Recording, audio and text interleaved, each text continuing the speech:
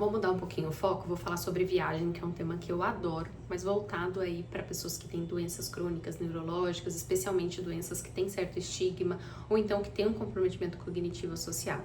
Meu nome é Tamara, sou médica neurologista, especialista em dor e cefaleia, e eu acho importante esse tema porque viajar é uma das coisas que eu mais gosto de fazer.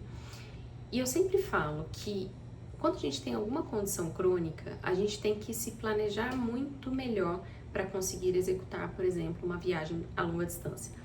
Então, essa paciente, ela me trouxe essa reflexão hoje, porque é uma paciente que eu acompanho que tem doença de Alzheimer, então ela já tem um comprometimento cognitivo, ela tem uma família que dá muito suporte, ela fez uma viagem muito bem planejada, ela e o marido com um grupo de terceira idade, mas olha como é importante alguns detalhes, né? Por mais que eles estivessem juntos, alguma coisa pode acontecer, que foi o que aconteceu, de separá-los. Então é muito importante que as pessoas que estejam junto nesse grupo sejam informadas da condição clínica, para que elas possam servir como rede de apoio, para que elas entendam as condições, para que seja uma ajuda.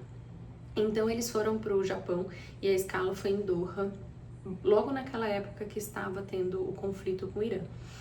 E aí ela desceu primeiro do avião e já foi colocada em um avião. E ele ficou com outro grupo que seria encaminhado posteriormente, porque eles estavam tentando encaixar os passageiros.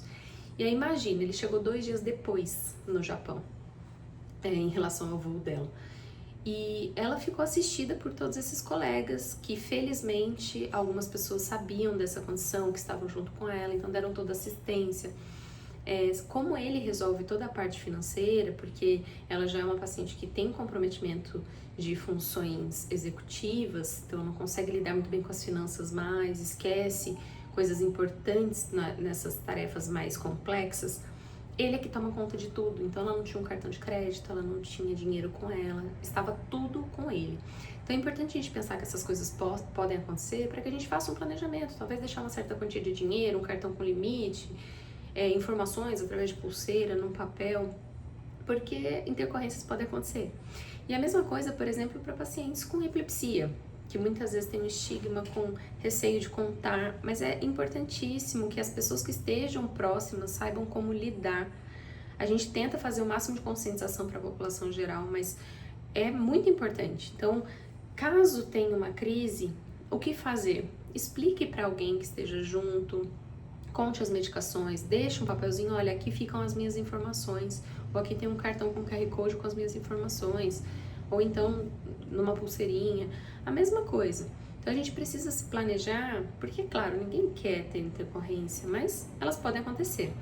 E até para dor crônica, então muitas vezes tem medicamentos dentro da mala, é importante levar receita, é importante informar outras pessoas qual é o tipo de tratamento, o que você pode, quais são as alergias, se tiver alguma alergia mais grave. Então, informações médicas, gente, elas são muito importantes, elas são confidenciais, mas algumas coisas eu acho que a gente precisa confiar nas pessoas que estão junto para passar essas informações para elas e elas servirem como rede de apoio. Então, fica a dica hoje um pouco fora do que eu tô acostumada a falar aqui para vocês, mas que eu acho de extrema relevância.